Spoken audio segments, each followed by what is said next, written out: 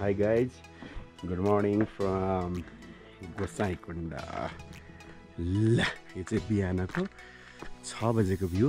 हामी चाहिँ गोसाइकुण्डा आयो भने यो भैरवकुण्डा, यस्तरी यतापट्टि गोसाइकुण्डा। ल सबै यस्तो मजाले फुलेर देख्न सकिन्छ यहाँनिर है। आनन्दसँग डाँडा काँडा चट्ट लाएर सरक्क घाम परेर टलक्क टल्केको छ। तलतिर एउटा उसो चाहिँ आउँदै आउँदै नै छ। अब चाहिँ हामी यहाँनिरबाट ल हाम्रो चाहिँ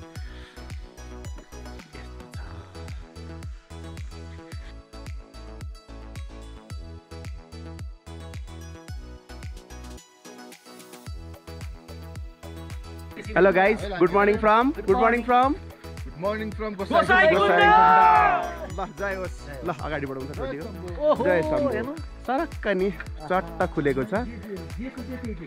ल गोसाइकुण्डा चाहिँ प्रष्ट रूपमा यहाँनिरबाट देख्न सक्छौँ हामीले। सर यस्तरी कस्तो मजाको क्या चट्ट माथि गोसाइकुण्डा अनि त्यहाँनिर सूर्यकुण्डा, यहाँ तल भैरवकुण्डा। हामी जाँदाखेरि सायद सरस्वती कुण्ड पनि देख्छौँ होला होइन। ल अब हामी ठ्याक्कै चाहिँ नि कुण्डमा आयौँ। सर हेर्दा पानी त अब के कुरै नगरौँ, चिसो न चिसो होइन। भवाल भवाल भवाल र भ्यू पनि सही दामी। अब मैले चाहिँ शिव स्तोत्र गर्नलाई पाठ गर्न लिएर आएको छु। म एक ठाउँ बस्छु, मजाले म पाठ गर्छु। अनि त्यहाँबाट अब हात सात धुने, मुखसुख धुने। अब पहिला साथीहरू 2-4 जनाले नुहाउने आँट गरून् होइन। यो चाहिँ नि आफै गएर ठोक्यो भने अर्काले ठोक्काइदियो भने एउटै हो भने जस्तो सकेसम्म म चाहिँ अन्तिममा नुहाउने कोसिस गर्छु। ल लेट्स सी है त। अब हामी नुहाइधुवाइतिर लाग्यौँ। ल हाम्रो दिपेश सर चाहिँ नुहाउनुको लागि अगाडि कुण्डमा ल जानुभयो यार। आहा ल जय शम्भो। ल दिपेश सरले नुहाउनु भयो है। ल ल भयो भयो भयो आउनु। ल जय शम्भो। ल भयो। ल ओहो ल ल ल आउनु आउनु आउनु बाहिर आउनु।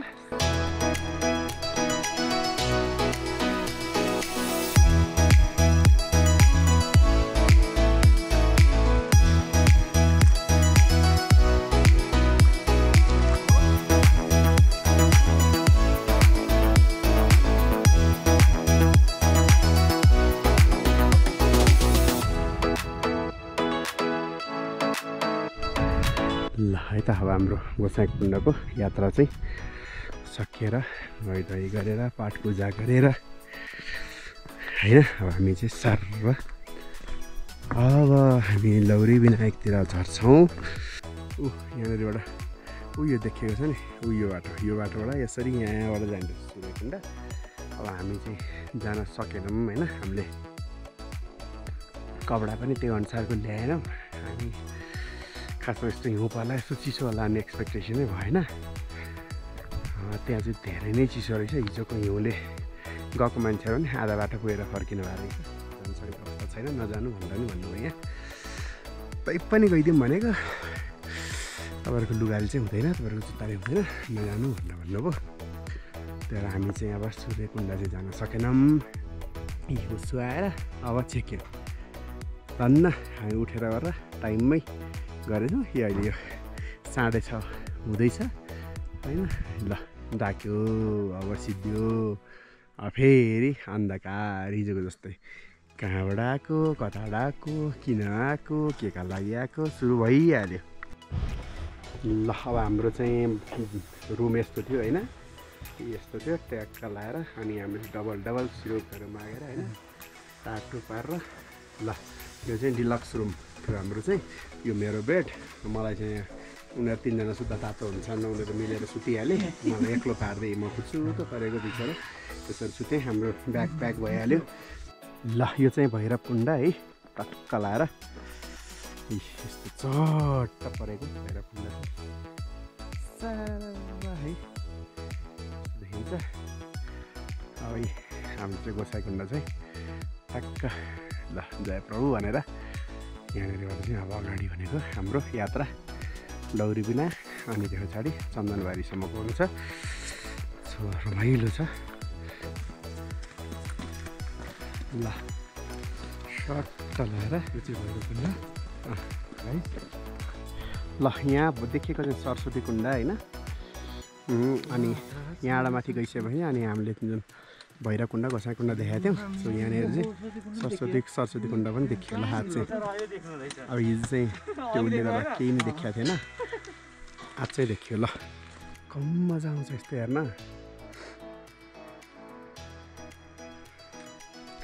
अनि यता हेऱ्यो भने चाहिँ किन हेरेछु भने जस्तो चाहिँ हुन्छ है। त्यहाँनिर हामीले देख्दै हेरेको यो चाहिँ नि यो एउटा हो। यो भनेर चाहिँ अब बुद्ध मन्दिर होइन।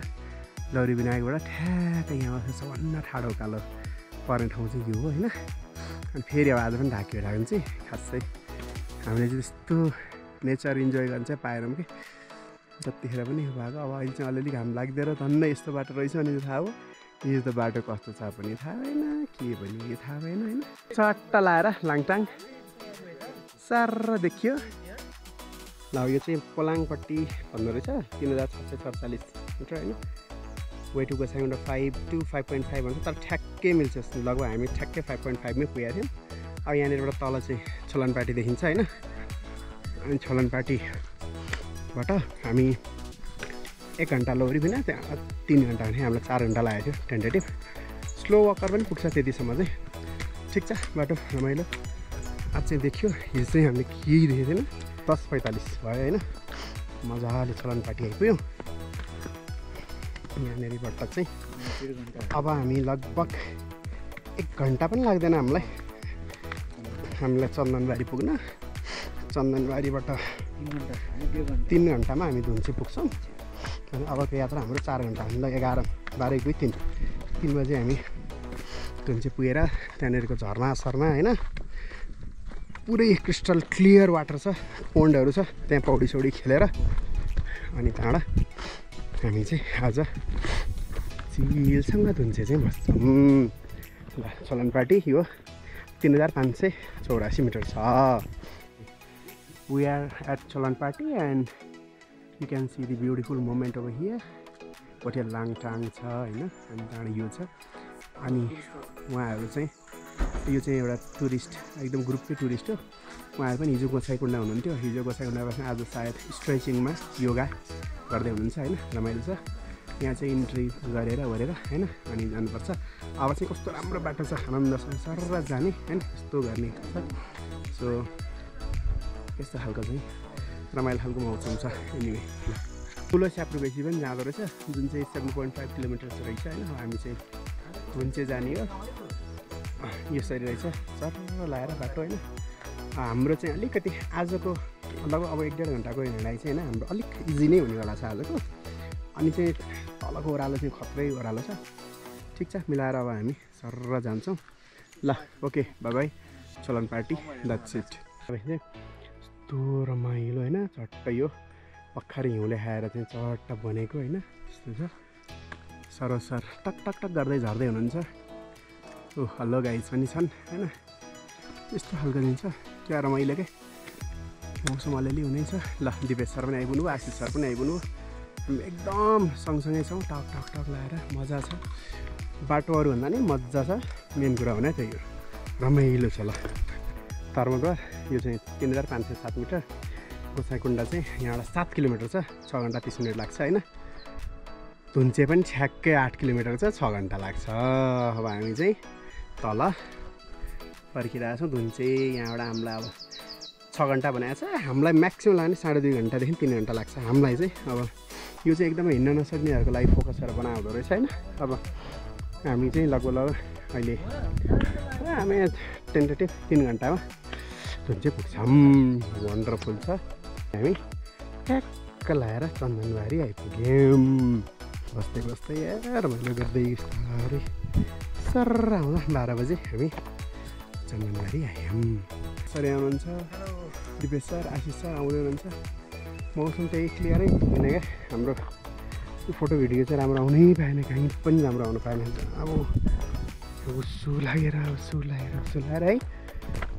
ल चन्दनबारी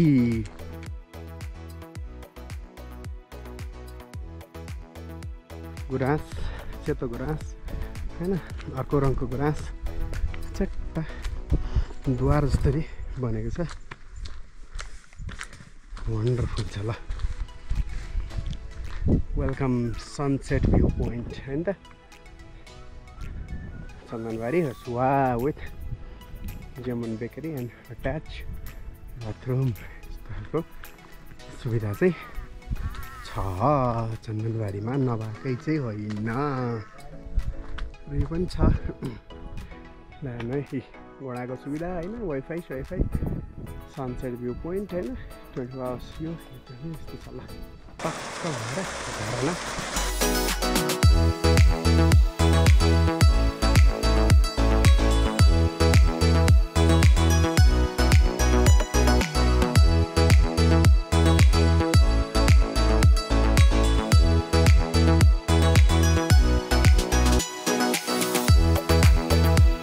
हाम्रा गाइडहरू आउँदैछन् मैले चाहिँ यही बिचमा एक होइन सट nature nature calling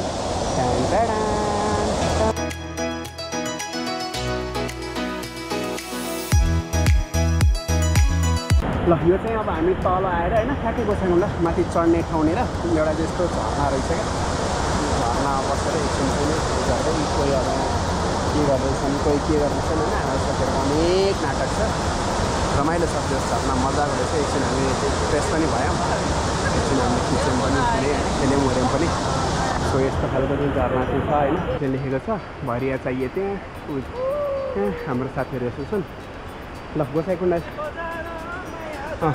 mini Gosaikunda ऊ त्यहाँ अगाडि पर्छ होइन यत्रो पर छ यहाँबाट ल फर्स्ट ऊ चाहिँ उकालो यहाँबाट सुरु हुन्छ अब हामी चाहिँ झर्ना पनि गयौँ एकछिन खेल्यौँ पनि होइन एकछिन रमाइलो पनि गऱ्यौँ मजा छ इन्ट्रेस्टिङ चट्ट यस्तो क्या यो क्लिन वाटर होइन सानो गोसाइँकुण्ड भनिँदो रहेछ होइन जो चाहिँ अब माथि जान सक्नुहुन्न नि उहाँहरू चाहिँ यहाँ आउने अनि चट्ट पानी चढाउने जाने गर्नुहुँदो रहेछ